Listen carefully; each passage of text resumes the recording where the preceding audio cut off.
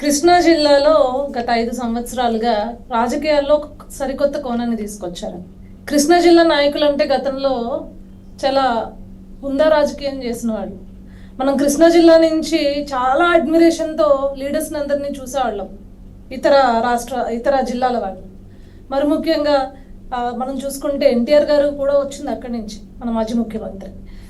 అన్నిటికన్నా సార్ కృష్ణా జిల్లా అనేది ఎలా చూసేవాళ్ళు అంటే, కృష్ణా జిల్లాను కావచ్చు, కృష్ణా జిల్లా మనుషులను ఎట్లా చూసేవాళ్ళు అంటే, పింగళి వెంకయ్య గారు కావచ్చు, లేకపోతే మహాకవి క్షేత్రయ్య గారు కావచ్చు, ఘంటసాల గారు కావచ్చు, ఇలాంటి వాళ్ళందరూ కృష్ణా జిల్లా వైభవాన్ని కాకుండా కృష్ణా జిల్లా వాసులుగా యావత్ రాష్ట్ర వైభవాన్ని దేశం మొత్తం చాటి చెప్పిన మహానాయకులండి.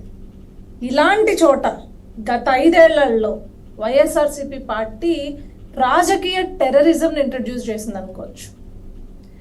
మీరు కృష్ణా జిల్లాలో అది మంగళగిరి పార్టీ ఆఫీస్ పైన అయినా కూడా మంగళగిరి పార్టీ ఆఫీస్ పైన అయినా, అదేవిధంగా మనం చూసుకుంటే జోగి రమేష్ ఆ రోజు చంద్రబాబు నాయుడు గారి ఇంటి పైన దాడి చేయడం అయినా, గన్నవరం ఇన్సిడెంట్ అయినా, కృష్ణా జిల్లా రాజకీయాల్లో రౌడీయిజంని కలిపి రాజకీయాన్ని చేయించాడు జగన్మోహన్ రెడ్డి. సో నేనేమంటున్నానంటే సార్, ఈ రౌడీయిజంకి అడ్డుకట్టబడింది ఈరోజు. ఏదైతే ఇప్పటి వరకు జరిగిన రౌడీయిజం ఉందో, టెర్రరిజం ఉందో, పడితే మళ్ళీ ఎలా కిడ్నాప్ చేస్తారు సార్? కిడ్నాప్ చేశాడు కాబట్టే పడింది sir.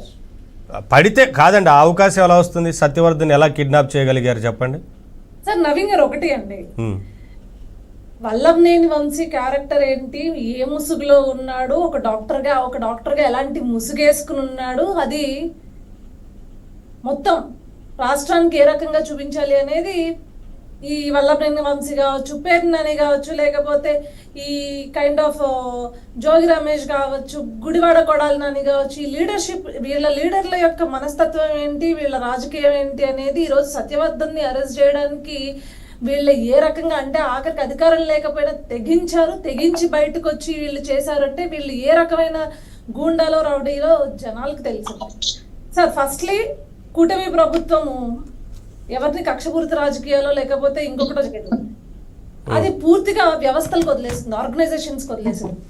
Organisations are always individual bodies.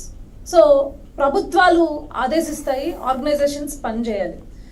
ఈరోజు ఆర్గనైజేషన్స్లో నేను ఈ రోజు నుంచి చెప్పట్లేదండి, వాళ్ళ ల్యాక్ ఆఫ్ ఇన్వెస్టిగేషన్ ఇక్కడ ఖచ్చితంగా తెలుస్తూనే ఉంది. సో ఇలాంటి ఇన్సిడెంట్స్ జరిగినప్పుడైనా అట్లీస్ట్ ఏదైతే సత్యవర్ధన్ని కిడ్నాప్ చేసిన కేసులో అయినా సరే, ఎంత ఆర్గనైజేషన్స్లో ఏ రకమైన వెనుకబాటుతనం ఉండింది అనేది ప్రభుత్వం దృష్టికి వచ్చింది. మేము చాలా సంతోషిస్తున్నాం. తద్వారా ఎవరికి శిక్ష పడాలో, ఎవరికి కాలం చెల్లాలో వాడికి చెల్లింది అని చెప్పేసి అయితే హ్యాపీగా ఉందండి. ఒకటే సార్, ఈ గూండాగిరి ఎవరైతే కృష్ణా జిల్లా నాయకుల్ని గూండల్లా ప్రమోట్ చేసిన వైసీపీ పార్టీ పెద్ద జగన్మోహన్ రెడ్డి గారు వీటన్నిటికీ కారణం విషయం తెలుసు. ఈరోజు రాష్ట్ర ప్రజలందరూ కూడా చిన్న చేపల గురించి ఎవరు ఆలోచించట్లేదండి. పెద్ద ఏమంటారంటే పట్టుకోండి, తిమింగళాన్ని పట్టుకోండి అన్నట్టుగా చూస్తున్నారు ఈరోజు మీరు చూస్తున్నట్లయితే. సో కాకపోతే మీరు ఇప్పుడు నన్ను ఒకటే క్వశ్చన్ అడుగుతారు, నవీన్ గారు, మీరు ఎందుకు పట్టుకోవట్లేదు, మీ దగ్గర అడిగి ఇంకెన్నిసార్లు అడుగుతాంలే అని చూస్తున్నాం, మీరు ఏం చెప్తారు? అదే మీరే క్వశ్చన్ అడుగుతారు, మీరు ఎందుకు పట్టుకోవట్లేదు అని నన్ను అడుగుతారు. ఒకటే సార్, ఇక్కడ గవర్నెన్స్ ఇస్ డిఫరెంట్.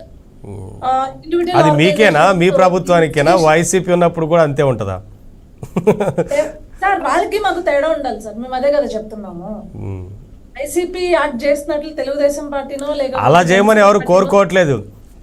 ఇప్పుడు కాదు అనుష గారు, ఒక పాయింట్ అనుష గారు మీరే చెప్పండి.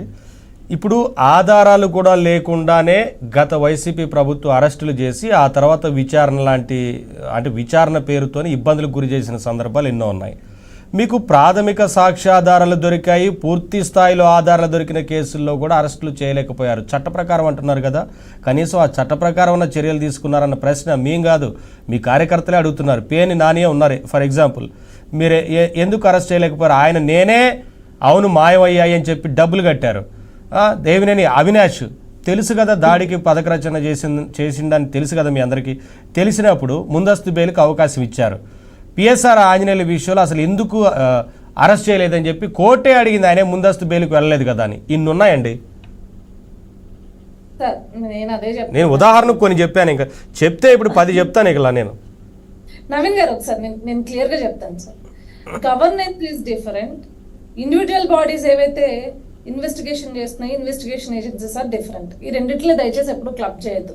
సో గవర్నెన్స్ యొక్క ఆధిపత్యము ఇండివిజువల్ బాడీస్ పైన పడి వాళ్ళు అంటే నిన్న జగన్మోహన్ రెడ్డి వచ్చి పెద్ద వల్లభనేని వంశీ పత్తిత్తు అసలు ఏమీ చేయలేదు, వల్లభనేని వంశీ నోట్లో వేలు పెట్టినా కొరకడం రాదు, అంత అమాయకుడు, అతన్ని అరెస్ట్ చేస్తారా ఈరోజు అని చెప్పేసి అంత గొంతు చించుకుని అరుస్తున్నాడు కదా జగన్మోహన్ రెడ్డి.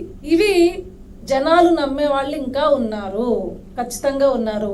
ఎప్పుడైతే గవర్నెన్స్ అనేది కఠినంగా యాక్ట్ చేస్తుందో వీళ్ళందరిపైన ఫస్ట్లీ వీళ్ళనే ప్రయర్గా తీసుకుని చేస్తే గనక ప్రజలు అయోమయ స్థితిలో పడే పరిస్థితి ఉంటుంది. అంటే ఇంక ఏ పార్టీలు వచ్చినా సరే ఇలాంటి రాజకీయమే చేస్తారా, రాష్ట్ర అభివృద్ధి కోసం పట్టించుకోరా, లేకపోతే రాష్ట్రానికి వచ్చే నిధుల గురించి పట్టించుకోరా, ప్రజల గురించి పట్టించుకోరా అనే ఒక కైండ్ ఆఫ్ ఇంప్రెషన్ పడేదానికి అవకాశం ఉండింది సార్.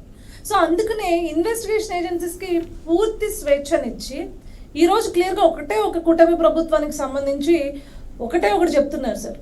మీరెళ్ళి కోర్టుల ముందు, గత ప్రభుత్వంలో కోర్టుల ముందు తలదించుకుని నుంచునేట్లు మీ చర్యలు ఉండొద్దు. ఇక్కడ కక్షపూరిత రాజకీయాలకి తావులేదు. ప్రతిదీ కూడా